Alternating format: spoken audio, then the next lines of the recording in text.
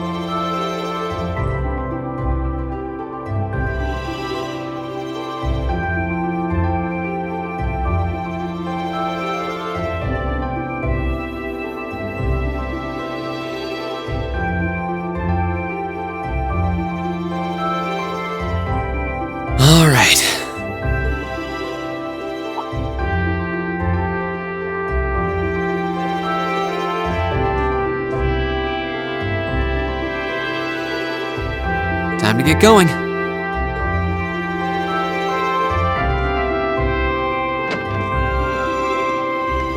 Oh, Reen! Morning, Elliot. Good morning. Are you heading to school now too? How about we walk there together? Sure. It's getting late though, so we might need to pick up the pace a little. No problem. I'm guessing everyone else left already, huh? I think so. I'm not sensing anyone else on this floor, at least. Gaius in particular is probably long gone by now, being the early riser he is. Oh, okay then. He's not sensing anyone? What does that mean exactly?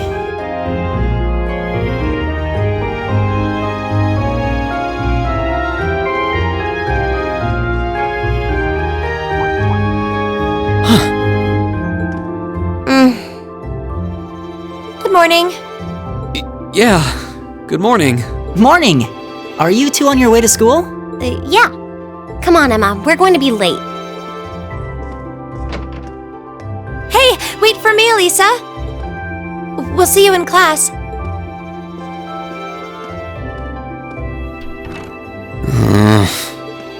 I never would have guessed she'd hold a grudge this long. She knows it was just an accident, right? She has to. Can't believe she'd be so sensitive. No kidding. She's not even giving me a chance to apologize to her. Well, as long as you keep trying, I'm sure she'll understand. Eventually.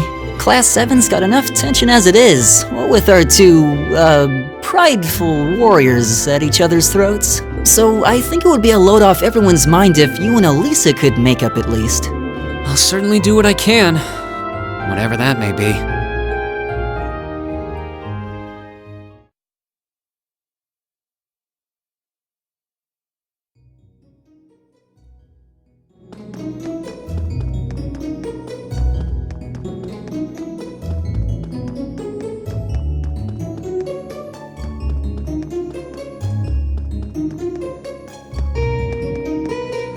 These past 2 weeks have really flown by, haven't they? It's funny, I went into this thinking combat practice would be the toughest part of the curriculum. Never would have guessed the academic side of things might give it a run for its money. Well, strong in body and mind is pretty firmly embedded into Imperial culture. I do get what you mean, though. I figured I'd be able to coast through the year, but I've had to very quickly reevaluate that. You too, huh? I wish I were as smart as Machias or Emma. They don't seem to be having any problems at all. But then, Emma got the top score on the entrance exam, and I'll bet you anything Machias wasn't far behind. I'm sure. Eustace and Elisa are apparently doing really well too, as are Laura and Gaius. Really? Guess I'm just gonna have to suck it up then. Though I really do hope they don't mind. Huh? I'm not sure I follow. Oh, sorry. You got me thinking about Eustace and Laura. I've been talking to them the same way I talk to everybody else, but they're both nobles, right? And Eustace's family rules over the whole eastern side of the empire, so it kind of feels like I should address them more formally. Well, they both said it was okay, so I wouldn't worry about it too much. Though you probably shouldn't go picking fights with Eustace every chance you get, like a certain someone else. Oh, I don't plan on it. I'd hoped they'd get along a bit better over time, but if anything, things seem to be spiraling downhill fast on that end. When the two of them are in the same room, there's just this constant tension in the air. It's not all Machias either. Eustace seems to enjoy provoking him at every opportunity. I can't even imagine what it would take to make them see eye to eye at this point. Yeah, I wish there was something we could do to help them get along.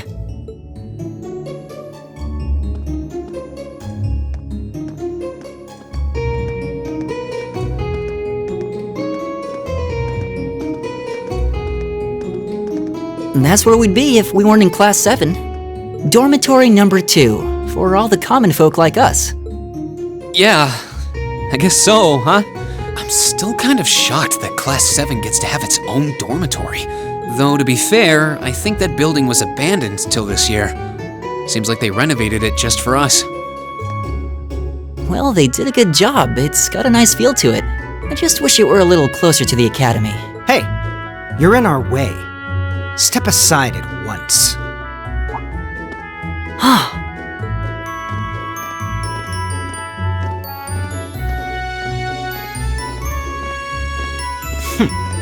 Class 7, I see.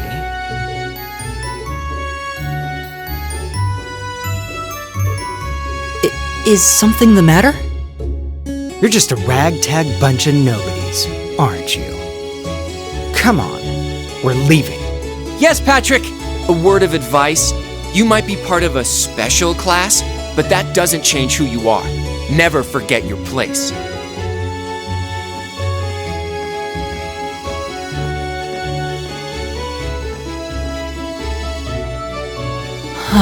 So they're from one of the upper classes. This is why I hate talking to them. Unfortunately, that attitude is all too common among the nobles. Thank goodness Laura and Eustace aren't like that. Yeah, that would be pretty bad. That's the infamous dormitory number 1, where all the nobility lives. It's supposed to be super fancy inside, with maids and butlers and everything. Wow, really?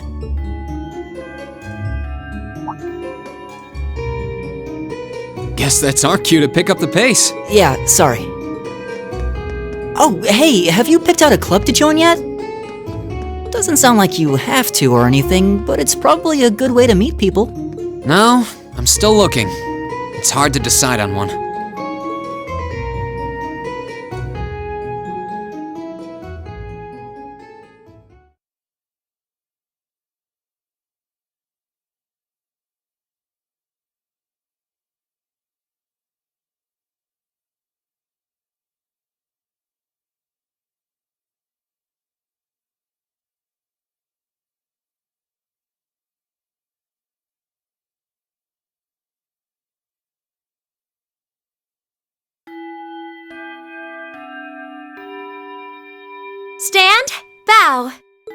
Be seated!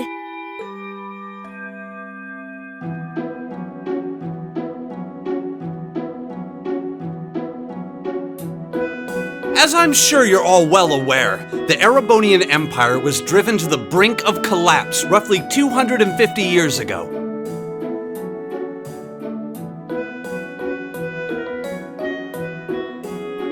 This was brought about by the conflict we know as the War of the Lions.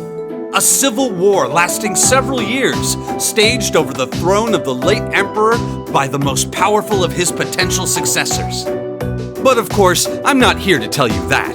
If I were, I think even young children would be able to pass this course. Rather, I'd like to discuss the effects this had on the empire as members of the aristocracy were drawn into the war. Many hired mercenaries turned to looting and pillaging, and a similar trend could even be seen among some of the knights. The land was left utterly devastated, and morale was at an all-time low. But then, lo and behold, into this nightmare stepped a man willing to take a stand against this bloody war of succession. He was a wandering prince who began to rally forces from the outskirts of the empire, and would go on to make quite a name for himself. And that name, of course, was Drycles Ricey Arnor. He would later become known as Drycles the Lionheart, the 73rd Emperor of Erebonia and father of the Renaissance. Not to mention the founder of this very academy. Drycles' army was initially rather small in number, but as he traveled across the empire, winning over the hearts of influential sympathizers, his forces rapidly increased. Now, the place where Emperor Drycles first began gathering his army was... Reen Schwarzer, would you care to tell the class?